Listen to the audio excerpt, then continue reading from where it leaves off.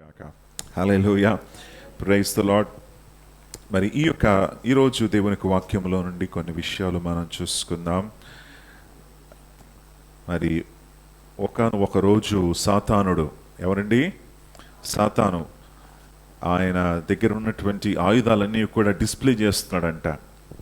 ఆయన దగ్గర ఉన్నటువంటి ఆయుధాలు ఉన్నాయా? వాడి దగ్గర ఆయుధాలు ఎస్ కదా. సో సాతాను దగ్గర అనేక ఆయుధాలు ఉన్నాయి. ఆ ఆయుధాలన్నీ కూడా ఆయన ఒకానొక రోజు దానిని మరి బయట పెట్టాడంట. బయట పెట్టినప్పుడు మరి ఆ ఆయుధాలు చూడడానికి చాలామంది వెళ్ళారు. ఎవరు? మిగతా దురాత్మలన్నీ కూడా వెళ్ళాయంట సాతాను యొక్క ఆయుధాలు చూడడానికి.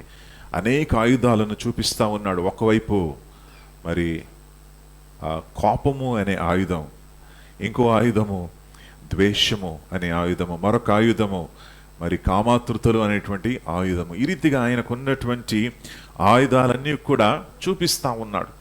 ఒక ఆయుధం మాత్రం చాలా పెద్దగా ఉంది, చాలా గంభీరంగా ఉంది, చాలా భీకరంగా ఉంది అని మిగతా చిన్న దయ్యాలన్నీ కూడా చూసాయంట. చూసి అడిగాయంట, ఏమిటి సాతాను, ఇది మరి చాలా పెద్దగా ఉంది ఈ ఆయుధం. మరి సాతాను ఏమన్నాడంటే, ఇది నా అన్నిటికంటే నా ప్రాముఖ్యమైనటువంటి ఆయుధం ఇది. మరి ఇది ఒక్కసారి వాడితే ఎంత పెద్దవాళ్ళైనా ఎంత గొప్ప వాళ్ళైనా మరి ఈ ఆయుధానికి మరి వాడు పడిపోవాల్సిందే అని సాతానుడు అంటా ఉన్నాడు. సో అక్కడ ఉన్నటువంటి చిన్న దయ్యాలు నన్ను అడిగాయంట, ఏమిటి ఈ ఆయుధం అంటే ఏంటో తెలుసా? ఆయుధం చెప్పండి, మీకు తెలుసా? బైబిలా? మొబైలా? పొగడతలు, కృంగిపోవడం, గర్వము, డబ్బు, నిరుత్సాహం. ఏంటిది ఆయుధము? నిరుత్సాహం. Okay, discouragement. నిరుత్సాహం అనేది చాలా పెద్ద ఆయుధం. ఎవరిది? సాతాన్ యొక్క ఆయుధాలు ఉన్నటువంటి ఆయుధము నిరుత్సాహంగా ఉంటుంది అన్నమాట. నిరుత్సాహంగా ఉన్నట్లయితే నువ్వు ఓడిపోయినటువంటి మరి ఆలోచనలు వస్తాయి. ఓడిపోయాను జీవితంలో అనేటువంటి ఆలోచన వస్తూ ఉంటుంది కదా. నిరుత్సాహంతో నిరీక్షణ లేనటువంటి పరిస్థితులు వస్తాయి. నాకు వేరే నిరీక్షణ కూడా లేదు. కొంతమంది పిల్లలు మరి మనం చూస్తూ ఉంటాం కదా, ఎగ్జామ్స్లో పాస్ అవ్వకపోతే ఊరేసుకుంటున్నారు. అంటే ఎందుకు అట్లా చేస్తున్నారంటే నిరీక్షణ వాడికి లేదు. నిరుత్సాహము ఏం చేస్తుంది? నిరీక్షణ లేకుండా చేస్తూ ఉంది. వారికి నిరీక్షణ లేదు అనుకొని వారు అటువంటి మరి చర్యలు వారు తీసుకుంటూ ఉన్నారు. తర్వాత నిరుత్సాహముతో ముందుకెళ్లకుండా ఆగిపోయేటువంటి వారు చాలామంది ఉన్నారు. బైబిల్లో కూడా చాలామంది గొప్ప దైవజనులు నిరుత్సాహపడ్డారండి. తెలుసా విషయం మీకు? కొంతమంది దైవజనుల పేరు చెప్పండి, మీకే తెలుసు కదా. ఎవరెవరు? మనం చదివాం వాక్య భాగం. ఏలియా, ఎలైజా, ఎంత గొప్ప దైవజనుడు ఆయన కదా. ప్రార్థన చేసినప్పుడు వర్షం వచ్చింది, ప్రార్థన చేసినప్పుడు వర్షం ఆగిపోయింది, మరి అగ్ని కురిసింది పరలోకము నుండి, ఇంకా కాకుల చేత పోషించబడ్డాడు, దేవుని యొక్క బలమైన కార్యాలు చూశాడు. అలాంటి మహా గొప్ప దైవజనుడే ఏమైపోయాడు? నిరుత్సాహపడిపోయాడు కదా. సో ఇంకా చెప్పండి, ఇంకా ఎవరున్నారు బైబిల్లో? దావీదు నిరుత్సాహపడ్డాడు. ఎందుకో తెలుసా? ఎందుకండి దేవుడు అభిషేకించాడు. 17 సంవత్సరాల వయసులో అభిషేకించిన తర్వాత కూడా ఎన్నో సంవత్సరాలు రాజవ్వకుండా సౌలు యొక్క చేతుల్లో నుండి తప్పించుకుంటూ వెళ్తా ఉన్నాడు. ఎవరు? దావీదు. నిరుత్సాహము దావీదు కూడా కలిగింది. ఒకానొక సమయంలో తన సొంత వారే దావీదును చంపాలని ఆశపడ్డారు. ఇంకా ఎవరున్నారండి బైబిల్లో? ఎవరండి? యోబు ఏంటండి? ఆయనకున్నటువంటి ఆరోగ్యం కోల్పోయింది, పిల్లలు చనిపోయారు, భార్య నువ్వు చచ్చిపోతే బాగుంటుంది అంటుంది.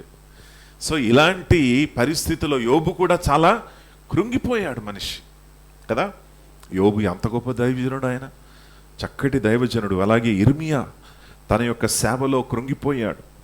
మరి బాప్తిజం ఇచ్చేటువంటి యోహానే యేసుప్రభుల వారికే బాప్తిజం ఇచ్చినటువంటి గొప్ప దైవజనుడు ఆయనే ఒకానొక సమయంలో చెరసాల్లో వేయబడినప్పుడు ఆయనే యేసుప్రభుల వారి గురించి ఏమనుకున్నాడంటే, కృంగిపోయి, అరే చెరసాల నుండి నేను బయటికి వచ్చేటువంటి అవకాశం లేదు, యేసుప్రభుల వారు నిజంగా ఆయన దేవుని ద్వారా పంపబడినటువంటి వ్యక్తి కాదా అనే సందేహము ఎవరికి కలిగింది? యోహాను కలిగింది. అలాగే బైబిల్లో అనేక మందిని చూస్తున్నాం. యోహాను చూస్తున్నాము, మరియు యోనా చూస్తున్నాము, హన్నా చూస్తున్నాము, పేతురు, అనేక మంది నిరుత్సాహపడినట్లుగా మనం చూస్తూ ఉన్నాం. ఇందులో ఈరోజు ఒక దైవజనుడి గురించి మనం చూద్దాం. మొదటి రాజుల గ్రంథము 19వ అధ్యాయము. నిరుత్సాహపడినటువంటి ఈ దైవజనుని యొక్క మరి గురించి ఒక్కసారి మనము చూద్దాం. దేవనామానికి మహిమ కలుగునుగాక.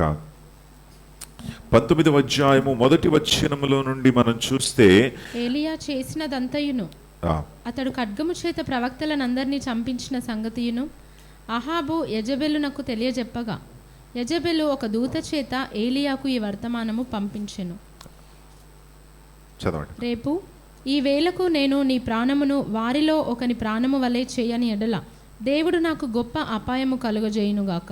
కాబట్టి అతడు ఈ సమాచారము తెలుసుకొని లేచి తన ప్రాణము కాపాడుకొనుటకై పోయి యూదా సంబంధమైన బయెర్షెబాకు చేరి అచ్చట ఉండుమని తన దాసునితో చెప్పి, తాను ఒక దిన ప్రయాణము అరణ్యములోనికి పోయి ఒక బదరీ వృక్షము క్రింద కూర్చుండి మరణాపేక్ష గలవాడై, యెహోవా, నా పితరుల కంటే నేను ఎక్కువ వాడను కాను, ఇంత మట్టుకు చాలు ప్రభువా, నా ప్రాణము తీసుకొనుము అని ప్రార్థన చేసెను. ఏం ప్రార్థన చేస్తున్నాడంట?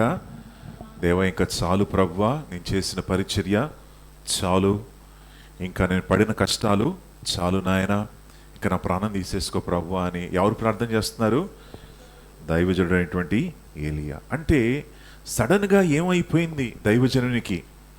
ఎంత గొప్ప కార్యాలు చేశాడు కదా, ఎందుకు ఈ రీతిగా ప్రార్థిస్తా ఉన్నాడు అంటే, మరి ఏలియా యొక్క జీవితంలో సడన్గా భయము, నిరుత్సాహం అనేది చొచ్చుకొని వచ్చింది. ఎలా భయపడ్డాడంటే, యెజెబెలు ఒక వర్తమానం పంపించిందంట, ఇదిగో రేపటి దినము మరి నిన్ను చంపేస్తాను, ఎందుకంటే నువ్వు బయలు ప్రవక్తల్ని నువ్వు హతము చేశావు కనుక రేపటి దినము, రేపు ఈ సమయం కల్లా నేను మరి హతము చేస్తాననేటువంటి భయంకరమైనటువంటి వర్తమానము యెజెబెలు ఏలియాకు పంపించినప్పుడు ఏలియా ఏమయ్యాడు? భయపడిపోయాడు. ఏమయ్యాడమ్మా? భయపడ్డాడు. భయపడి ఆయన దేవుని యొక్క నమ్మకత్వాన్ని మర్చిపోయాడు. ఆయన అలసిపోయాడు, చాలా అలసిపోయినటువంటిగా వ్యక్తిగా కనబడతా ఉన్నాడు. మరి ఆ యొక్క అలసటతో, భయముతో ఏమంటున్నాడంటే, ఇంకా నాకు చాలు, నాలో శక్తి లేదు. కొన్నిసార్లు మనం కూడా అలాగే ఉంటుంది కదా, మనం ఈ ప్రార్థనలు మనం చేయకపోవచ్చు, కానీ జీవితంలో అలసిపోతాం. అవునా? We become tired in life. జీవితంలో చాలా విషయాలు మనం ఎదుర్కొంటాం, చాలా శోధనలు ఎదుర్కొంటాం, చాలా మరి కష్టాలు మనం ఫేస్ చేసి ఉండొచ్చు, చాలా డిఫికల్ట్ సర్కమ్స్టాన్సెస్ మనము ఫేస్ చేసి ఉండొచ్చు. వాటన్నిటిని కూడా చూస్తూ ఒక సమయం వస్తుంది. అదేంటంటే, ఇంకా నాకేమీ కూడా లేదు ప్రభువా, ఇంకా ఏం చేస్తావో నీ ఇష్టం అనేటువంటి నిరుత్సాహం వచ్చేటువంటి పరిస్థితులు కూడా మన జీవితాల్లో వస్తూ ఉంటాయి కదా. డిస్కరేజ్మెంట్ కూడా వస్తూ ఉంటాయి. అలాంటి డిస్కరేజింగ్ సిచ్యువేషన్స్ నుండి దేవుడు చాలా చక్కగా బయటికి నడిపిస్తాడు. హల్లెలూయా. దేవుడు ఎంత మంచివాడంటే, నిరుత్సాహంగా ఉన్నటువంటి నీ జీవితంలో ఉత్సాహాన్ని కలగచేసి, నిన్ను బలపరిచి, నిన్ను మరి ఒక నూతన నిరీక్షణ నీకు దయచేసి నిన్ను బయటికి నడిపించేటువంటి దేవుడు. హల్లెలూయా. మరి ఈ రోజుల్లో చాలామంది ఆరోగ్యపరంగా మరి వారు అనారోగ్యంగా ఉన్నప్పుడు నిరుత్సాహపడిపోతూ ఉంటారు. వారి ఆరోగ్య పరిస్థితిని గురించి, ఆర్థిక పరిస్థితుల గురించి నిరుత్సాహపడిపోతూ ఉంటారు. చదువుల్లో మరి మార్కులు సరిగ్గా రాకపోతే పిల్లలు నిరుత్సాహపడతారు. అలాగే అనేక విషయాల గురించి మరి మనం చూస్తూ ఉన్నాం. నిరుత్సాహపరిచేటువంటి మరి పరిస్థితులు వస్తూ ఉంది. చూడండి ప్రియులారా, నిరుత్సాహపడినప్పుడు రాంగ్ డైరెక్షన్లో వెళ్ళిపోకూడదు. ఎక్కడ వెళ్ళిపోకూడదు? మరి తప్పుడు మార్గంలో మనము వెళ్ళకూడదు. ఏలియా ఆ తప్పు పని చేస్తాడు. ఏం పని చేస్తాడంటే, దేవుని దగ్గర నుండి పారిపోతూ ఏమంటున్నాడంటే, చాలు ప్రభువా, మరి నేను వెళ్ళిపోతున్నాను, నా పరిచర్యను వదిలేస్తున్నాను, నేను వెళ్ళిపోతున్నానని మరి ఏలియా తిరిగి ఆయన దేవుని దగ్గర నుండి దూరం అయిపోతా ఉన్నాడు. యోనా నిరుత్సాహపడ్డాడు. నిరుత్సాహపడి ఎక్కడికి వెళ్తున్నాడు? దేవుడు ఒక పనికి అప్పచెప్పినప్పుడు యోనా ఎక్కడికి వెళ్తున్నాడు? తార్షీషుకి వెళ్తా ఉన్నాడు. బైబిల్ ఏముంటుందంటే, యోనా దేవుని యొక్క సన్నిధిలో నుండి పారిపోతూ ఆయన దేవుడు ఒకవైపు వెళ్ళమంటే మరొక వైపుకి వెళ్తున్నాడు. అక్కడ వాడిని తీసుకెళ్ళడానికి ఓడ కూడా రెడీగా ఉంది. టికెట్ కూడా దొరికిపోయింది. ఎవరికి? యోనాకు. అలాగే వెళ్ళి పడుకున్నాడు. నిరుత్సాహపడిపోయి ఒక చోటన వెళ్ళి పడుకొని యోనా నిద్రపోతా ఉన్నాడు. చూసారా ప్రియులారా, వెన్ యూఆర్ డిస్కరేజ్ మీరు చేసేటువంటి పని ఏంటో తెలుసా? పడుకుంటారు. చాలామంది చేసే పని ఏంటి? పడుకోవడం. నిరుత్సాహపడినప్పుడు ఒక చోట వెళ్ళి ఒక మూలన పడుకుంటారు. ఎందుకు? నిద్రపోతే ఏమైపోతుంది? నిరుత్సాహం వెళ్ళిపోద్దా? వెళ్ళిపోదు. కానీ నిద్ర ద్వారా కొంచెం అలసట తీరుతుందేమో అనేటువంటి ఆలోచనతో పడుకుంటారు. అదే రీతిగా యోనా కూడా అదే పని చేశాడు. ప్రియులారా, ఈరోజు మీరు నిరుత్సాహంగా ఉన్నారా? మీరు నిరుత్సాహాన్ని పోగొట్టుకోవడానికి ఎన్నో ప్రయత్నాలు చేస్తూ ఉన్నారా? పడుకుంటున్నారా? కొంతమంది నిద్రలేక ఆ యొక్క టాబ్లెట్లు మింగుతూ ఉంటారు కదా, నిద్ర మాత్రలు వారు తీసుకుంటూ ఉంటారు. మరి ఆరోగ్యం లేకుండా చాలామంది మరి పరిస్థితులు ఆ రీతిగా ఉన్నాయి ఈ రోజుల్లో. సారా ఎవరు? అబ్రహాం యొక్క భార్య అయినటువంటి శారా. ఆ శారా ఏం చేసిందంటే, పిల్లలు లేరు, దేవుడు వాగ్దానం చేశాడు, పిల్లలు ఇస్తానని చెప్పాడు. 25 సంవత్సరాలు గడిచిపోయింది, పిల్లలు ఇంకా పుట్టలేదు. సారా ఏం చేసిందంటే రాంగ్ డైరెక్షన్లో వెళ్ళిపోయింది. వేరే మార్గములు వెళ్ళి వేరే రూట్లో నుంచి దేవుని యొక్క దీవెనలు పొందుకుందామని ఆలోచన కలిగింది. ఎవరు? సారా. చూస్తారా, అది తప్పు కదండి. మనం ఆ రూట్లో మరి తప్పుడు మార్గములో వెళ్లకుండా, దేవుని యొక్క సమయాని కోసం వేచి ఉండకుండా అపనమ్మకముతో ఏం చేసిందంటే సారా దేవుని విడిచిపెట్టి వేరే మార్గములో వెళ్ళినట్లుగా మనం చూస్తూ ఉన్నాం. అలాగే బైబిల్లో అనేక మంది మనం చూస్తూ ఉన్నామండి. వారు ఏ రీతిగా అయితే దేవుని విడిచిపెట్టి వేరే మార్గాల్లో వారు వెళ్ళిపోయారో మనం చూస్తూ ఉన్నాం. మీరు కూడా నిరుత్సాహం కలిగినప్పుడు, నిరుత్సాహం అనేది వస్తుందా రాదా? జీవితంలో ఖచ్చితంగా వస్తుంది. అది మన అందరికీ కూడా వచ్చేటువంటి పరిస్థితి. బైబిల్ ఏముంటుందంటే, ఈ లోకంలో మీకేముంటాయి? శ్రమలు ఉంటాయి. ప్రతి ఒక్కరు కూడా ఈ లోకంలో ఉన్నప్పుడు మీకు కష్ట నష్టాలన్నీ కూడా మీరు అనుభవించాల్సిందే. ఈజీగా బయటికి మరి మనకు మార్గము లేదు. అందరికీ దేవుడు ఒకటే మార్గాన్ని చూపించాడు. అదేంటంటే, అందరూ కూడా ఈ లోకము శపించబడినటువంటి లోకం కాబట్టి there will always be struggle, trials, difficulties, మరి ఇష్యూస్ అన్నీ కూడా ఈ లోకములు వస్తాయి, ఉంటాయి. కానీ వాటన్నిటిని మనం జయించుకుంటూ బయటికి రావాలి. హల్లెలూయా.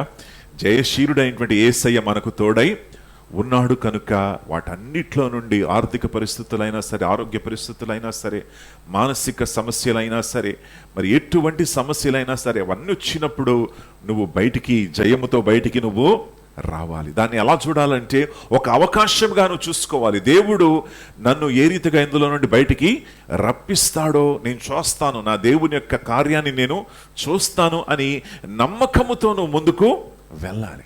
హల్లెలూయా, ప్రైజ్ ద లార్డ్. యెహోషువ కూడా, మోషే చనిపోయాడు, ఇప్పుడు ఏం చేయాలో తెలియకుండా కింద పడుకున్నాడు. యెహోషువ కింద పడుకున్నప్పుడు దేవుడు ఏమన్నాడంటే, బాబు యెహోషువ లెగు నాన్న, భయపడకు, నేను నీకు తోడై ఉన్నాను, ఇశ్రాయేలును నువ్వు ముందుకు తీసుకెళ్ళాలి, భయపడకు అని దేవుడు మరి యెహోషువను ప్రోత్సహిస్తున్నట్లుగా మనం చూస్తూ ఉన్నాం. కనుక ప్రియులారా, నిరుత్సాహంగా ఉన్నట్లయితే అది దేవుని యొక్క కార్యానికి ఒక అవకాశము. It is a way where you can see the hand of God. దేవుని యొక్క హస్తాన్ని చూడడానికి అది ఒక చక్కటి అవకాశం అని మీరు ఏం చేయాలంటే, నిరుత్సాహంగా ఉన్నప్పుడు దేవుని దగ్గరికి మీరు పరిగెత్తుకుంటూ వెళ్ళాలి. హల్లెలూయా. దేవుని దగ్గరికి పరిగెత్తుకుంటూ వెళ్ళి ఆయనను ఆశ్రయించాలి. ఒక వ్యక్తి మరి ఆయన సేల్స్ మ్యాన్, షూస్ అమ్ముతా ఉంటాడు. మంచి నైక్ షూస్ చాలా ఖరీదైనటువంటి షూస్. సో వాళ్ళు ఏమన్నారంటే, మన ఇక్కడ కంట్రీలో, మన దేశంలో నైక్ షూస్ అమ్ముడు పోవట్లేదు ఎక్కువ. నువ్వు మరొక చిన్న ద్వీపం ఉంది, ఆ ద్వీపంలో కూడా చాలామంది ఉన్నారు అక్కడ. మరి ఆ ద్వీపంలోకి వెళ్ళినటువంటి వారు అక్కడికి వెళ్ళి మరి నైక్ షూస్ అమ్మేటువంటి ప్రయత్నం చేయండి అని మేనేజర్ ఏం చేశాడంటే, ఆ ఇద్దరు సేల్స్ అబ్బాయిని పంపించాడు. అక్కడికి ఒక చిన్న ద్వీపానికి, అక్కడ కూడా చాలామంది ఉన్నారు. అక్కడికి వెళ్ళి మన షూస్ మనం అమ్ముదామని చెప్పి వారు వెళ్ళారు.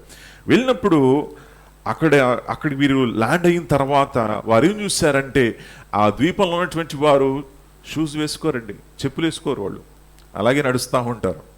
ఏది కూడా లేకుండా, వాళ్ళు చెప్పులు లేకుండా, షూస్ లేకుండానే నడుస్తూ ఉంటారు.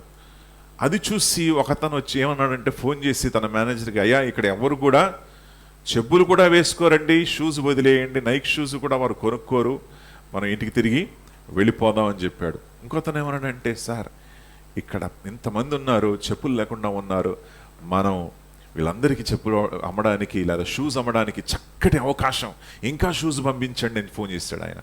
చూసారా, జీవితాన్ని మనము ఎలా చూస్తున్నామో అనేది చాలా important. You can look at a problem, ఒక సమస్యను మీరు చూసి దానిని సమస్యగా మీరు భావించకుండా ఒక అవకాశంగా మీరు చూసుకోవచ్చు కదా. ఒక పరిస్థితిని చూసి ఇది సమస్య కాదు, ఇందులో నుండి దేవుడు ఏ రీతిగా బయటికి రప్పిస్తాడో ఇది ఒక చక్కటి అవకాశము అని మీరు ఆ యొక్క సమస్యను ఒక అవకాశముగా మీరు చూడవచ్చు. ఏలియా దగ్గరికి మనం తిరిగి వద్దాం. 19వ అధ్యాయము. యేజీబేలు ఏం చేసిందంటే ఒక వర్తమానం పంపించింది. ఏలియా అక్కడ 18వ అధ్యాయంలో జరిగినటువంటి విషయం ఏంటంటే, ఏలియా ప్రార్థన చేసినప్పుడు పైనుండి దేవుడు ఏం పంపించాడు? అగ్నిని కురిపించినప్పుడు ఇజ్రాయేలీలందరూ కూడా యెహోవాయే దేవుడు అని కేకలు వేసి వారు మరి సాష్టాంగపడ్డారు. ఆ సమయంలో బయలుదేవుడిని యొక్క పూజ చేసేటువంటి మరి ఆ యొక్క వారి యొక్క ప్రవక్తలందరినీ కూడా ఏలియా హతము చేశాడు. ఆ వర్తమానము మరి యేజీబేలు అనేటువంటి మహారాణికి చేరినప్పుడు, అహాబు యొక్క భార్య అయినటువంటి యేజీబేలు మహాదుష్టురాలు, ఆమె మరి ఎంతో పాపము చేసినటువంటి స్త్రీ. ఆ స్త్రీకి వర్తమానము వెళ్ళినప్పుడు ఆమె ఏలియాకే వర్తమానం పంపించి, ఏలియా ఇదిగో నిన్ను చంపేస్తాను, రేపు ఈ టైం కల్లా నీవు సమాధిలో ఉంటావు అని భయమును పుట్టించినటువంటి వర్తమానము ఎవరు పంపించారు? యేజీబేలు. ప్రియులారా, మనము కూడా అనేక వర్తమానాలు మనం వింటూ ఉంటాం కదండి. న్యూస్ చూస్తూనే ఉంటాం, ఎక్కడ ఏం జరుగుతూ ఉంది మనము గమనిస్తూ ఉన్నాం. ఈరోజు టెంపరేచర్ ఎంత ఎక్కువ ఉందో మనం చూస్తాం కదా, స్క్రోల్ చేస్తూనే ఉంటాం. ఏ న్యూస్, ఎక్కడ ఎలాంటి న్యూస్ ఏం కనిపిస్తూ ఉందని చూస్తాం. కొంతమంది అయితే కంప్లీట్గా న్యూస్ ఛానల్లే పెట్టుకొని వింటూ ఉంటారు కదా. దానికంటే పనికిరానటువంటి విషయం వేరేది లేదండి. ఎందుకో తెలుసా, చాలా నిరుత్సాహపడిపోతారు మీరు. ఎందుకంటే న్యూస్లో ఏముంది, మంచి వార్త ఏమైనా ఉందా? అంతే, అక్కడ చూసినా కీడే. అక్కడ మునిగిపోయారు సముద్రంలో, ఆ కింద కూలిపోయింది, అది అక్కడ ఇది జరిగింది. దయచేసి ఆ న్యూస్ ఛానల్ కట్టేసేయండి, బైబిల్ చదవండి.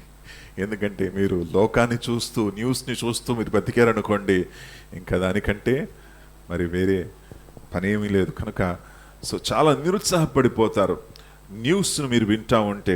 మరి ఇక్కడ ఏలియా ఏం చేశాడంటే ఒక న్యూస్ విన్నాడు. ఏం న్యూస్ విన్నాడండి? చంపేస్తాననేటువంటి న్యూస్. ఆ వార్తను విన్నటువంటి ఏలియా ఏం చేయాలి? ప్రార్థన చేయాలి కదా, దేవుని దగ్గరికి వెళ్ళాలి కదా.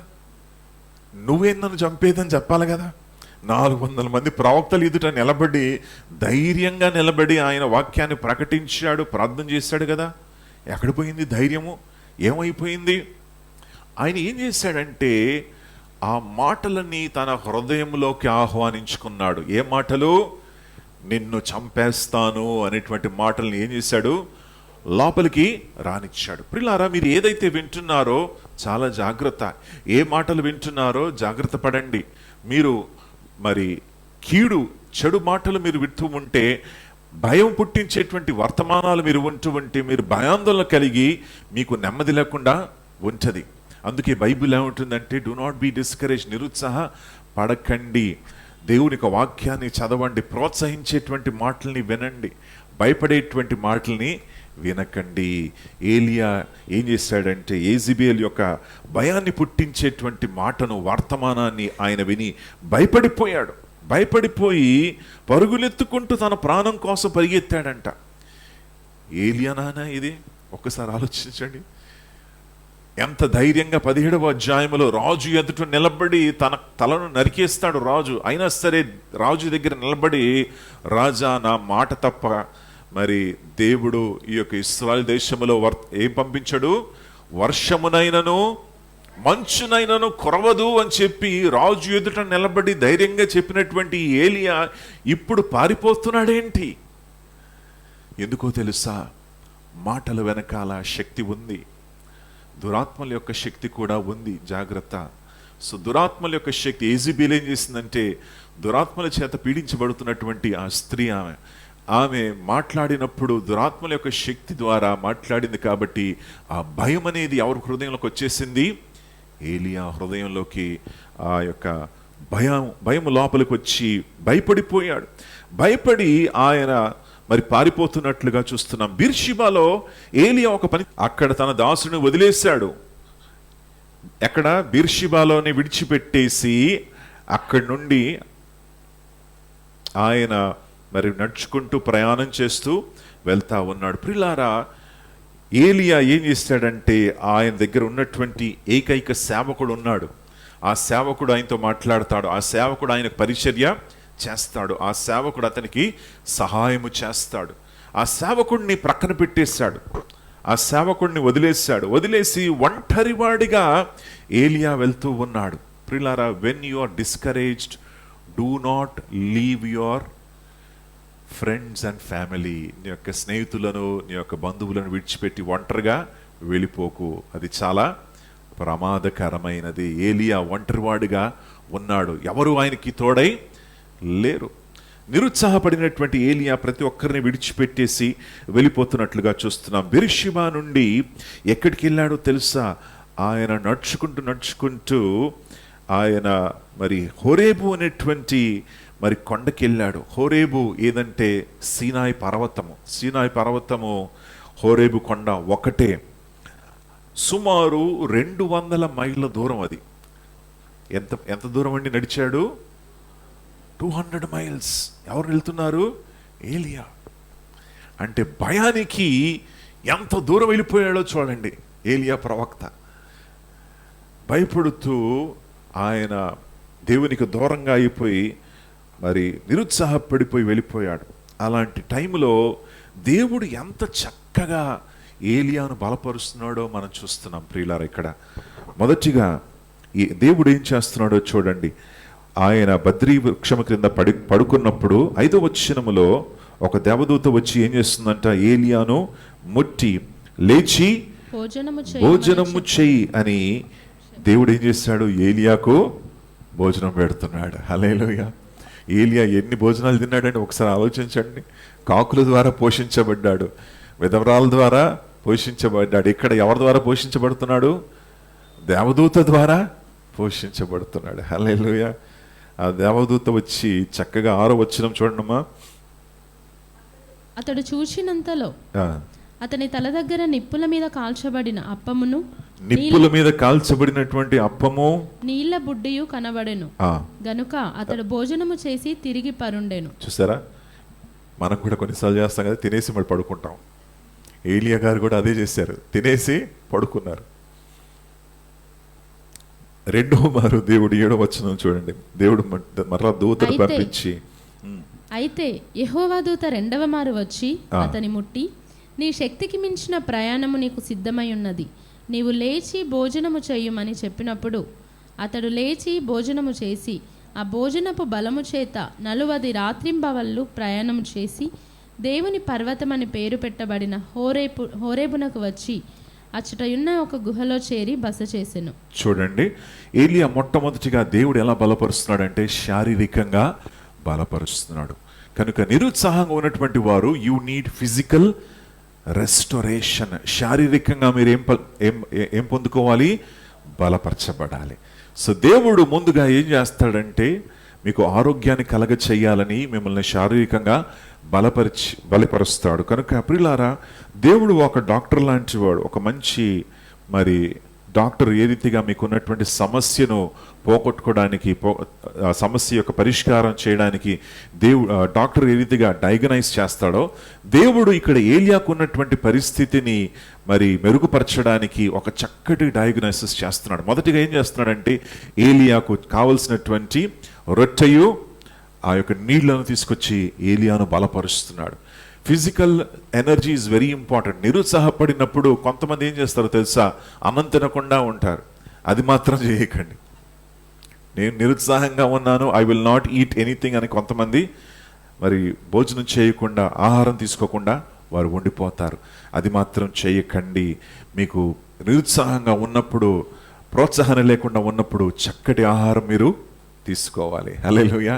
ఎందుకంటే ఆహారం మీకు అవసరము. రెండవది ఏంటంటే దేవుని యొక్క పర్వతం దగ్గరికి వెళ్ళినప్పుడు 9వ వచనంలో దేవుడు ఏలియా ద్వారా మాట్లాడుతూ ఏమంటాడంటే, ఏలియా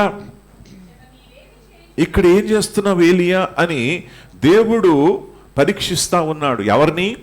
ఏలియాను. సో డాక్టర్ గారి దగ్గరికి వెళ్ళినప్పుడు డాక్టర్ ఏమంటారు? నువ్వు రావడానికి కారణం ఏంటి? వాట్ ఈజ్ యువర్ ప్రాబ్లం అని అంటాడు. అవునా? నీ సమస్య ఏంటమ్మా చెప్పు అని చెప్తాడు. అదే రీతిగా దేవుడు ఏలియాతో మాట్లాడుతూ ఉన్నాడు. ఏలియా, నీ సమస్య ఏంటి? ఎందుకు వచ్చావు ఇక్కడికి? దేవునికి తెలియదా? తెలుసు.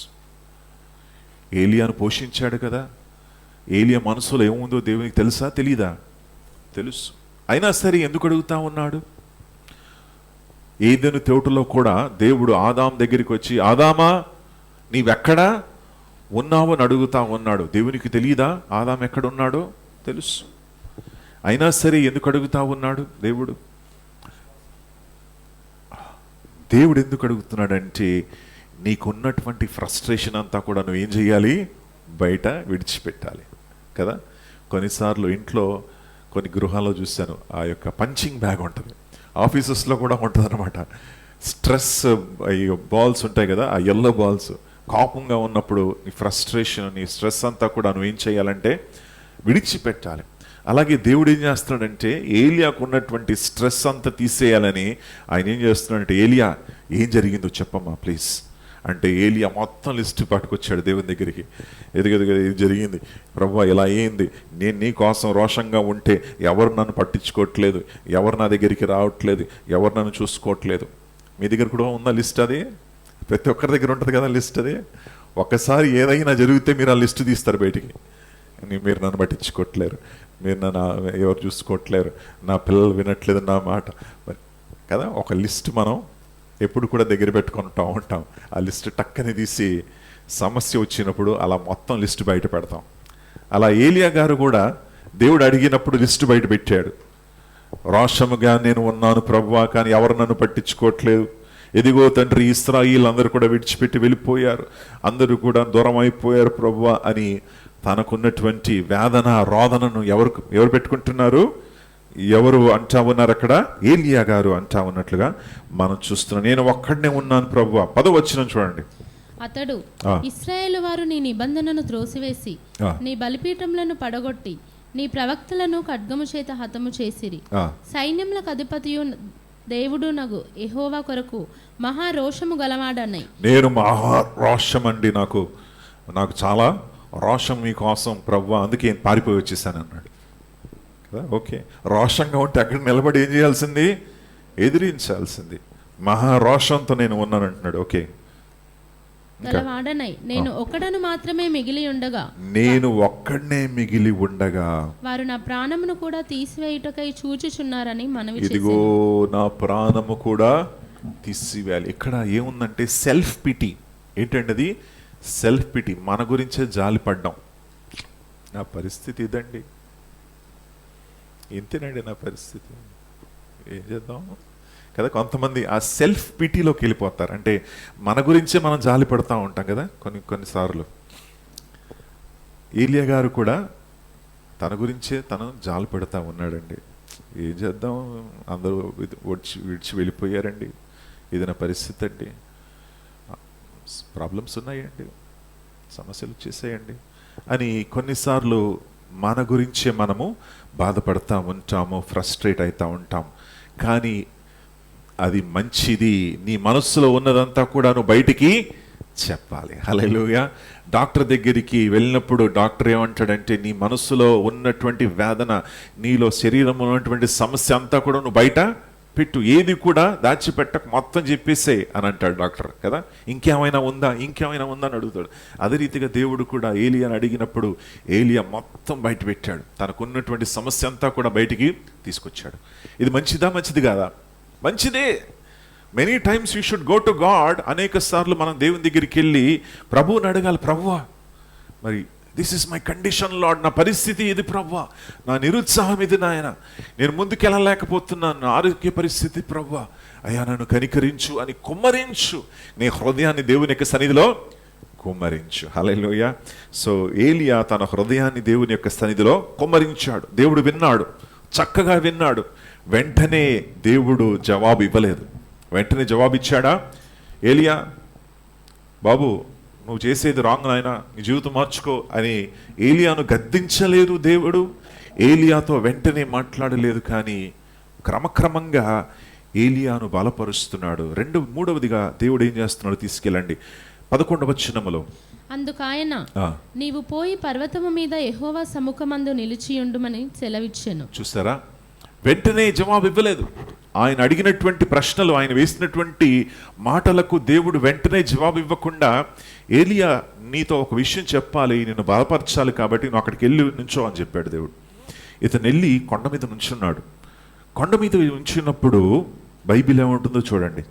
అంతటా యెహోవా ఆ వైపున సంచరింపగా బలమైన పెనుగాలి లేచెను. ఇప్పుడు గమనించండి, ఏలియా ఏ కొండ మీద ఉన్నాడు? హోరేబు, సీనాయి ఒకటి కొండ. సీనాయి పర్వతం మీద ఏం జరిగింది?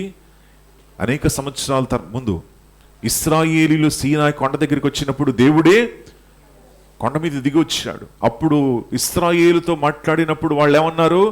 అయ్యా, మీ మాటలు మేము వినలేము, మోషే గారు మీరే వెళ్ళండి అయ్యా, మీరే దేవునితో మాట్లాడండి, దేవుని యొక్క స్వరాన్ని మేము వినలేము అని చెప్పి వారు అన్నారు. అదే కొండ దగ్గరికి ఏలియా ప్రవక్త అక్కడే ఉన్నాడు. ఇప్పుడు అక్కడ దేవుడు ఏలియాతో మాట్లాడుతూ ఎలా మాట్లాడుతున్నాడో చూడండి దైవజనుడితో. యెహోవా భయమునకు పర్వతములు బద్దలాయను, శిలలు చిన్న భిన్నములాయను, కానీ యెహోవా ఆ గాలి దెబ్బ యందు ప్రత్యక్షము కాలేదు. దేవుడు ప్రత్యక్షం కావట్లేదు, గాలి దెబ్బలో ప్రత్యక్షం కావట్లేదు. ఇంకా గాలి పోయిన తరువాత భూకంపము కలిగెను, గాలి పోయిన తర్వాత భూకంపం కలిగింది, కానీ ఆ భూకంపమునందు యెహోవా ప్రత్యక్షం కాలేదు. భూకంపంలో కూడా యెహోవా దేవుడు ప్రత్యక్షం కాలేదు. ఇంకా ఆ భూకంపమైన తరువాత మెరుపు పుట్టెను, మెరుపు వచ్చింది, కానీ ఆ మెరుపునందు యెహోవా ప్రత్యక్షము కాలేదు. భూకంపములో, గాలిలో, మెరుపులో యెహోవా దేవుడు ప్రత్యక్షం అవ్వట్లేదు, ప్రత్యక్షం కావట్లేదు. మనం కూడా ఏమనుకుంటామంటే, కొన్నిసార్లు ప్రార్థన చేసినప్పుడు ఠక్కని దేవుడు నా కుమారుడా అని అంటాడేమో అనుకుంటాం, కానీ అలాంటి స్వరం ఎప్పుడు కూడా మనకు వినిపిస్తుందా? వినిపించదు. వినిపిస్తే మంచిదే కదా. నా కుమార్తె, నీ మాట నేను వింటున్నాను, నీ ప్రార్థనలు ఆలకిస్తున్నాను అని స్వరం మీరు వింటారా? వినరు. సడన్గా భూకంపం వచ్చి మొత్తం కదిలిపోతుందా? మనం అనుకుంటాం ప్రార్థన చేసినప్పుడు మొత్తం కదిలిపోవాలి, ప్రభు అంతా కదిలిపోవాలని, ఆయన నేను కదిలిపోవాలి, నా చుట్టుపై ఉన్నటువంటి వారిని కదిలించు ప్రభు, కదిలించిన ఆయన. ఏమి కదిలిస్తాడు దేవుడు? కదిలించాడు కదా. ఆ రోజుల్లో ఒకానొక సమయంలో దేవుడు ఆ రీతిగా ప్రవర్తించాడు, ఆ రీతిగా మాట్లాడాడు. కానీ ఈరోజు ఏలియాతో మాట్లాడేటువంటి దేవుడు మనతో కూడా మాట్లాడుతూ ఉన్నాడు. దేవుడు ఎలా ఏలియాతో మాట్లాడాడు చూడండి. మెరుపు ఆగిపోయింది, మిక్కిలి నిమ్మలముగా మాట్లాడు ఒక స్వరము. మిక్కిలి నిమ్మలముగా అంటే ఒకవేళ ఏలియా అటు ఇటు చూస్తూ బిజీగా ఉన్నాడు అనుకోండి, స్వరం వినిపిస్తుందా? వినిపించదు. భూకంపం వస్తుందని చూస్తున్నాడేమో, పైనుండి అగ్ని కురుస్తుందేమో చూస్తున్నాడేమో. అలా చూస్తూ ఉన్నట్లయితే మరి మెల్లటి స్వరం వినిపిస్తుందా? వినిపించదు. దేవుడు మిక్కిలి నెమ్మదిగా మాట్లాడుతూ ఉన్నాడు. He speaking like a gentle Whisper. ఏలియా అలాంటి స్వరం, ఏలియా ఎక్కడున్నావు అనేటువంటి మెల్లటి స్వరముతో దేవుడు ఏలియాతో మాట్లాడుతూ ఉన్నాడు. ఏలియా దానిని విని తన దుప్పటితో ముఖము కప్పుకొని బయలుదేరి గుహ వాకిట నిలిచి ఉన్నాడు. హల్లెలూయా. ప్రియులారా, దేవుడు మాట్లాడేది ఎప్పుడు కూడా మెల్లటి స్వరం. It is always a small voice, ఒక చిన్న స్వరము. బైబిల్లో కూడా ఉంది, if you are going I will direct you through a small voice. ఒక మెల్లటి స్వరం అంటే నీ హృదయంలో దేవుడు మాట్లాడతాడు, నీ మనస్సులో దేవుడు మాట్లాడతాడు, నేను ప్రేరేపిస్తాడు, నీకు తలంపిస్తాడు. ఆ మెల్లటి స్వరము ద్వారా దేవుడు నడిపిస్తాడు. ఈరోజు కూడా దేవుడు మాట్లాడే విధానము చాలా మట్టుకు మెల్లటి స్వరమే. ఆ మెల్లటి స్వరాన్ని విన్నప్పుడు ఏలియా చేసినటువంటి పని మీరు చెయ్యాలి. ఏం చెయ్యాలంటే, సిద్ధపడి దేవుడు ఏం మాట్లాడుతూ ఉన్నాడో వింటూ నువ్వు ముందుకు వెళ్ళాలి. హల్లెలూయా, ప్రైజ్ ది లార్డ్. దేవుడు మాట్లాడాడా మీతో? మీరు విన్నారు ఎప్పుడైనా మెల్లటి స్వరము? ఎస్. దేవుడు మాట్లాడతాడు, మెల్లటి స్వరముతో మాట్లాడతాడు, ప్రేరేపణ ద్వారా మనతో మాట్లాడతాడు, మన మార్గాన్ని చూపిస్తాడు. 13 వచనములు మెల్లటి స్వరాన్ని విన్నటువంటి ఏలియా ఏం చేశాడో చూడండి. అంతలో ఏలియా, ఆ, ఇచ్చట నీవేమి చేయుచున్నావని ఒకడు పలికిన మాట అతనికి వినబడెను. మరలా దేవుడు ఏలియాతో అడుగుతున్నాడు, ఏలియా ఇక్కడ ఏం చేస్తున్నావు నువ్వు అని అన్నప్పుడు అందుకతడు మరలా ఏం చేశాడు, ఏలియా తన దగ్గర ఉన్నటువంటి లిస్ట్ మరొకసారి బయటికి తీసుకొచ్చాడు. తీసుకొచ్చి అదే మాటల్ని దేవునితో అంటా ఉన్నాడు. ప్రభువా, నేను ఇది చేశాను, అది చేశాను తండ్రి, నేను అక్కడికి వెళ్ళాను, ఇక్కడికి వెళ్ళాను, వాళ్ళ ప్రాణాన్ని తీసేయాలని చూస్తున్నారు అన్నప్పుడు దేవుడు ఆయన చెప్పినటువంటి సమస్యలకు జవాబు ఇవ్వలేదు. ఇచ్చాడా? ఇవ్వలేదా? ఇవ్వలేదు. కొన్నిసార్లు మీరు చేసేటువంటి ప్రార్థనలకు జవాబు రాకపోవచ్చు. Because God is asking you to look in another direction. మరొక మార్గంలో చూడమంటున్నాడు దేవుడు. ఏలియా ఏం చూస్తున్నాడంటే, అక్కడ సమస్య ఉంది ఇశ్రాయిల్లో, అక్కడ నేను వెళ్తే అక్కడ ఈ రీతిగా ఉంది అని అంటున్నాడు ఏలియా. కానీ దేవుడు ఏమంటున్నాడంటే, బాబు అది కాదు నాయన, ఎక్కడ నువ్వు వెళ్ళాలి? ఇశ్రాయిలు కాదు, సిరియాకు నువ్వు వెళ్ళు. సిరియాలో రాజును అభిషేకించాలి. మరొక పని నీకు ఇస్తున్నాను, అదేంటంటే నువ్వు వెళ్ళి నీ యొక్క సేవకుడైనటువంటి ఏలియాను నీకు బదులుగా ప్రవక్తగా నియమించు అని ఏలియాకు ఒక నూతన దర్శనాన్ని దేవుడు ఇస్తా ఉన్నాడు. హల్లెలూయా. ఒక నూతన దర్శనం, a new vision in his life, a new direction in his life. ప్రియులారా, మీ జీవితంలో కూడా దేవుడు మాట్లాడినప్పుడు కొన్నిసార్లు ఒక నూతన మార్గము, a new vision, a new direction, మన జీవితాల్లో కూడా ఒక నూతన మార్గము, ఒక నూతన దర్శనముతో మనము వెళ్ళాలి అని బైబిల్ సెలవిస్తాం. సో దేవుడు ఏ రీతిగా ఏలియాను ఆదుకున్నాడు చూడండి. శరీరానికి నెమ్మదినిచ్చాడు. ఏమిచ్చాడు? శరీరానికి నెమ్మదినిచ్చాడు, ఆహారాన్ని ఇచ్చి శరీరాన్ని బలపరిచాడు. రెండవది, తన మనస్సును సత్యముతో నింపాడు దేవుడు. మూడవది ఏంటంటే, ఒక నూతన దర్శనాన్ని దేవుడు ఏలియాకు దయచేశాడు. ప్రియులారా, మీరు కూడా నిరుత్సాహంగా ఉన్నప్పుడు దేవుని దగ్గరికి రండి, దేవుని సన్నిధిలో ఆయనను వెతకండి. దేవుడు నీకు నెమ్మదినిస్తాడు, ఒక నూతన దర్శనముతో మిమ్మల్ని నడిపిస్తాడు. ఒక నూతన పనిని దేవుడు చెయ్యమని మిమ్మల్ని ప్రోత్సహించి మిమ్మల్ని నడిపించేటువంటి దేవుడై ఉన్నాడు. దేవుని నామానికి మహిమ కలుగును గాక. 2 కొరింథీయులకు రాసిన పత్రిక 1వ అధ్యాయము 3-4 వచనాల్లో పౌలు గారు దేవుని గురించి ఈ మాటలు అంటూ ఉన్నాడు చూడండి. 2 కొరింథీయులకు రాసిన పత్రిక 1వ అధ్యాయము 3-4 వచనాలు. కనికరము చూపు తండ్రి, సమస్తమైన ఆదరణకు అనుగ్రహించు దేవుడు మన ప్రభువైన యేసుక్రీస్తు తండ్రి అయి ఉన్నాడు. దేవుడు స్తుతింపబడును గాక. ఆయన ఏం చేస్తున్నాడండి? సమస్త విధములైనటువంటి ఆదరణను అనుగ్రహించేటువంటి దేవుడు. 4వ వచనం. దేవుడు మమ్మను ఏ ఆదరణతో ఆదరించుచున్నాడో ఆ ఆదరణతో ఎట్టి శ్రమలలో ఉన్నవారినైనను ఆదరించుటకు శక్తి గలవారమగునట్లు ఆయన మా శ్రమ అంతటిలో మమ్మను ఆదరించుచున్నాడు. చూసారా? మా శ్రమల్ని తీసివేయట్లేదు, కానీ మా శ్రమలన్నిట్లో కూడా ఆయన ఏం చేస్తున్నాడు? ఆదరిస్తున్నాడు. Hallelujah. He is a God of comfort.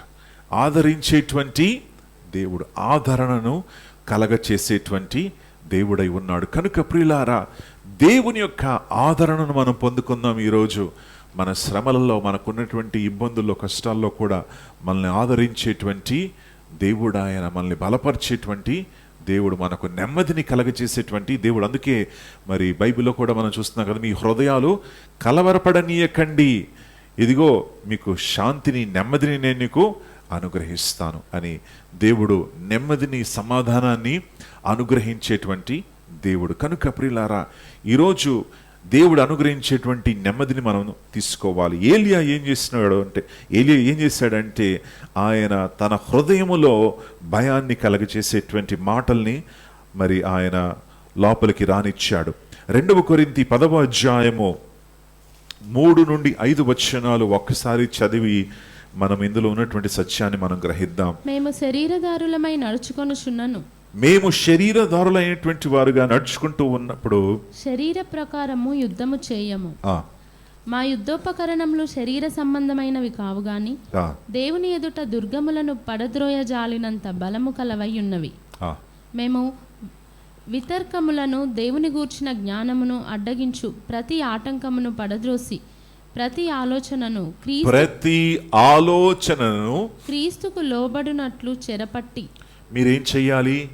ప్రతి ఆలోచన ఎవరికి లోబడాలి? క్రీస్తుకు లోబడాలి. Every thought must obey Christ. ప్రతి ఆలోచన కూడా, నీ మనసులో వచ్చేటువంటి ప్రతి ఆలోచన కూడా క్రీస్తుకు లోబడేటువంటి ఆలోచనే రావాలి నీకు. క్రీస్తు విరోధమైనటువంటి ఆలోచనలు, దేవుని వాక్యానికి విరోధమైనటువంటి ఆలోచనలు, లేదా మిమ్మల్ని కృంగింపచేసేటువంటి ఆలోచనలు వచ్చినట్లయితే ఆ ఆలోచనలన్నీ కూడా ఎవరి దగ్గర తీసుకెళ్ళాలి? యేసుక్రీస్తుకు లోబడేటట్లుగా ఆ ఆలోచనల్ని మీరు దేవుని క్రింద దాన్ని పెట్టాలి. ఆయన సముఖములు తీసుకొచ్చి దాన్ని పెట్టాలి. ఈ ఆలోచన దేవుని దగ్గర వచ్చిందా? ఈ యొక్క తలంపు, ఈ నిరుత్సాహము, ఈ బలహీనత, ఈ సమస్య, నాలో ఉన్నటువంటి ఈ వేదన, ఈ శోధన, అది క్రీస్తు దగ్గర నుంచి వస్తుందా, లేదా లోకం నుండి వస్తుందా, పరిస్థితుల దగ్గర నుంచి వస్తుందా? అలాగైతే నేను దాన్ని ఏం చేయాలి? తీసుకొచ్చి ఎవరి దగ్గర పెట్టాలి? యేసయ్య దగ్గరికి దాన్ని తీసుకొచ్చి పెట్టి ఆయనకు లోపరిచేటట్లుగా దాన్ని చేయాలి. We take captive every thought. ప్రతి ఆలోచన కూడా క్రీస్తుకు లోపడాలి. హల్లెలూయా. మన ఆలోచనలు, మన క్రియలు, మన మాటలు, మన ప్రవర్తన సమస్తము యేసు క్రీస్తుకు లోబడేటట్లుగా మనం ఉండాలి. దేవుని నామానికి మహిమ కలుగును గాక. సో ప్రియులారా, ఈరోజు 3 విషయాలు మనం నేర్చుకుందాం. మొదటి విషయము, నిరుత్సాహంగా ఉన్నప్పుడు మనం చేయాల్సినటువంటి మొదటి విషయం ఏంటంటే ఆరాధించాలి. ఏం చేయాలమ్మా? ఆరాధించాలి. We need to worship God. పౌలు శీలలు ఏం చేశారంటే, వారు చెరసాల్లో వేసినప్పుడు వారు ప్రభువును ఆరాధించి స్తుతిస్తూ ఉన్నారు. ప్రభువును ఆరాధించి స్తుతించినప్పుడు ఉన్నటువంటి వారు కూడా కలిసి దేవుని యొక్క మాటల్ని వింటున్నారు. హల్లెలూయా. వారికి ఉన్నటువంటి నిరుత్సాహాన్ని దేవుడు పోగొట్టి వారి యొక్క జీవితంలో మరి ఆనందాన్ని దయచేశాడు. కనుక ప్రియులారా, స్తుతుల ద్వారా మనము ఈ యొక్క నిరుత్సాహం అనేటువంటి సంఖ్యలను మనం ఏం చేయగలము? విరగొట్టగలము. సో నిరుత్సాహంగా ఉన్నావా? అయితే ప్రభుని స్తుతించు. సంతోషంగా ఉన్నావా? ప్రభుని స్తుతించు, ప్రభుని ఆరాధించు. ఏది ఏమైనప్పటికీ నువ్వేం చేయాలంటే you need to worship God, you need to praise God, you need to worship God. ఒక సంఘానికి 2 భార్యాభర్తలు, వారు సంఘంలో నాలాంటి పాస్టర్ గారే, మీరు ప్రభుని స్తుతించాలమ్మా, ఏ పరిస్థితి వచ్చినా సరే ప్రభును స్తుతించండి అని చెప్పిన తర్వాత వారు ఇంటికి కారులో తిరిగి వెళ్తున్నారు. వెళ్ళేటప్పుడు సడన్గా వారికి ఎదురుగా మరొక ట్రక్ వచ్చింది. ట్రక్ వచ్చినప్పుడు ఆ ట్రక్ను తప్పించుకోవడానికి వీళ్ళు ఏం చేశారంటే పక్కన తీసుకున్నారు. బండి పక్కన తీసుకున్నప్పుడు ఆ కారు ఎక్కడికి వెళ్ళిందంటే ఒక మురికి కొంటలోకి వెళ్ళిపోయింది. ఆ కారు మురికి కొంటలోకి వెళ్ళే ముందు వీళ్ళు ఏం చేశారంటే బయటికి వచ్చేసారు. బయటికి వచ్చి కారు మీద నిలబడ్డారు. కారు మీద నిలబడినప్పుడు సగం కారు ఏమైపోయింది? ఆ యొక్క నీళ్ళలోకి వెళ్ళిపోయింది. వీళ్ళు మాత్రం వాళ్ళు ఏం చేస్తున్నారు? ప్రభుని స్తుతిస్తున్నారు. కారు మీద జరిగినటువంటి వాస్తవమైనటువంటి స్టోరీ ఇది. ప్రభుని స్తుతిస్తూ ఆరాధిస్తున్నప్పుడు అందరూ కూడా బెత్తరబోయి జనం కూడుకున్నారు. అక్కడ జనం కూడుకున్నప్పుడు ఆయన నిలబడి అక్కడి నుంచి వాక్యం చెప్తున్నాడు. ఎక్కడి నుంచి? కారు మీద నుండి నిలబడి, ఇదిగో యేసు ప్రభుల వారు మీ కోసం మరణించాడమ్మా, యేసు ప్రభుల వారు మమ్మల్ని ఈ పరిస్థితుల్లో నుండి కూడా తప్పించాడు అని చెప్పి ఆ కారు మీద నిలబడి దేవుని యొక్క వాక్యాన్ని ప్రకటిస్తున్నాడు. హల్లెలూయా. చూసారా, ఆయన ఉన్నటువంటి పరిస్థితిని ఏ రీతిగా దేవుని మహిమ కొరకు ఆయన వాడుకున్నాడు. ఆ పరిస్థితిలో కూడా ఆయన ఏం చేస్తున్నాడంటే, కృంగిపోకుండా, నిరుత్సాహపడిపోకుండా, ఇతరులను తిట్టకుండా బయటకు వచ్చి అరే అని వాడిని, ఆ ట్రక్ వాడిని తిట్టకుండా ఆయన బయటకు వచ్చి కారు మీద నిలబడి, దేవుడు ఈ అవకాశాన్ని ఇచ్చాడమ్మా, మీరు రక్షణలోకి రావడానికి, బహుశా ఈ కారు దానికోసమే లోపలికి వెళ్ళిపోయిందేమో, కానీ మీరు నా మాటలు వింటున్నారు కదా, మీరు రక్షణ పొందండి అని ప్రభు యొక్క సువార్తను ప్రకటించాడంట. హల్లెలూయా. కనుక ప్రియులారా, మనం ప్రభుని స్తుతించినప్పుడు మనకున్నటువంటి సంఖ్యలన్నీ కూడా ఏమైపోతాయి? విరిగిపోతాయి. రెండవది ఏంటంటే, మనము ప్రభుని స్తుతించి మనము ప్రభు యందు పరిపూర్ణ నమ్మకం ఉంచాలి కదా. We need to trust our God. Put your faith in God, put your trust in God. నిరుత్సాహపడకు. దేవుడి నిన్ను తప్పనిసరిగా బయటికి రప్పిస్తాడు. నీ యొక్క కష్టాల్లో నుండి, నీ శ్రమల్లో నుండి, నీ ఇబ్బందుల నుండి దేవుడు తప్పనిసరిగా నిన్ను బయటికి రప్పించే సామర్థ్యము, శక్తి ఆయనకు ఉన్నది. పరిస్థితులను మార్చే శక్తి ఆయనకు ఉన్నది. కనుక మరి సమయం అయినా సరే, కొంచెం ఆలస్యమైనా సరే దేవుడు మిమ్మల్ని బయటికి రప్పించగలడు. హల్లెలూయా. దేవుడు కార్యాన్ని చేయగలడు అని పరిపూర్ణంగా నమ్మండి. మూడవది ఏంటంటే, సంఘాన్ని మానివేయకండి, విశ్వాసులతో కలిసి ఉండండి. ఏలియా వలె సహవాసాన్ని విడిచిపెట్టకండి, సహవాసము కలిగి ఉండండి. అపవాది ఏం చేస్తాడంటే, సహవాసాన్ని నుండి నిన్ను తొలగించాలని, నిన్ను దూరపరచాలని ప్రయత్నిస్తూ ఉంటాడు. కొంచెం కృంగిపోయినప్పుడు మనం ఏమనుకుంటామంటే, దేవుడు నా ప్రార్థనలకు జవాబు ఇవ్వట్లేదు కనుక నేను చర్చ మానేస్తానంటాం కదా. చాలామంది చేసే పని అదే. కొంచెం జవాబు రాకపోతే, కొంచెం శ్రమ వచ్చినప్పుడు వెళ్తున్నాం కానీ దేవుడు నాకు జవాబు ఇవ్వట్లేదు కదండి, దేవుడు నా ప్రార్థనలు వినట్లేదు కదండి, నీ సహవాసాన్ని కట్ చేసేసుకుంటారు. అది మనం చేసేటువంటి చాలా పెద్ద పొరపాటు. ఎందుకంటే అప్పుడే నీకేం కావాలి? సహవాసము కావాలి, నీకు ఫెలోషిప్ ఉండాలి. మరి ప్రజలు నీ యొక్క సమస్య గురించి ప్రార్థన చేయాలి, సంఘం నీ కోసం ప్రార్థన చేయాలి. ఖచ్చితంగా ఏమైపోతావు? నిరుత్సాహపడిపోతావు. కనుక ప్రియులారా, డూ నాట్ నెగ్లెక్ట్. మనము ఎంత గొప్పవారమైనా సరే నిరుత్సాహం అనేది, శ్రమలం అనేది మనకందరికీ వస్తుంది కదా. దావీదు కూడా ఎన్నో శ్రమలు అనుభవించాడు. కీర్తనల గ్రంథాన్ని మీరు చదివితే దావీదు యొక్క పరిస్థితి, ఆయన ఎలాంటి శ్రమలు అనుభవించాడు, కానీ వాటన్నిటిలో నుండి దేవుడు ఆయన ఏం చేశాడు? బయటికి రప్పించాడు.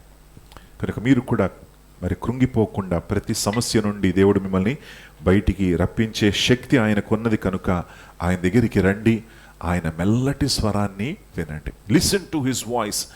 సో ఆయన స్వరాన్ని వినడం అనేది చాలా సులభం కాదండి. ఆయన స్వరాన్ని వినాలంటే నీకు ప్రాక్టీస్ కావాలి. ఏం కావాలి? ప్రాక్టీస్. నేర్చుకోవాలి ఆయన స్వరం వినడం. హల్లెలూయా. గొర్రెలు గొర్రెగా మారాలి. నువ్వు గొర్రెగా మారినప్పుడు ఆయన స్వరాన్ని నువ్వు వింటావు. ఆయన స్వరాన్ని విని నువ్వు నడుచుకోవాలి.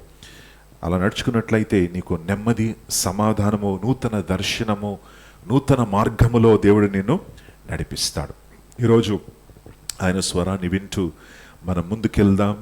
ఆయన మనల్ని బలపరిచే దేవుడు, ఆదరించి ఓదార్చేటువంటి దేవుడు మనకు తోడై ఉన్నాడు. మనకున్నటువంటి తలంపులన్నీ కూడా ఆయన సన్నిధిలో మనం పెడదాం. ప్రవ్వా, ఈ తలంపులు నాలో ఉన్నాయి, ఈ ఆలోచనలు నాకు వస్తున్నాయి ప్రవ్వా, ఈ యొక్క తలంపులను, ఈ ఆలోచనలన్నీ కూడా నీ సన్నిధిలో తండ్రి పెడుతున్నాను. ప్రతి ఆలోచనను తండ్రి ఇదిగో క్రీస్తుకు లోపరుస్తూ ఉన్నానని, ప్రతి ఆలోచన, ప్రతి తలంపు, ప్రతి నిరుత్సాహము, ప్రతి పరిస్థితి క్రీస్తుకు లోపరచు.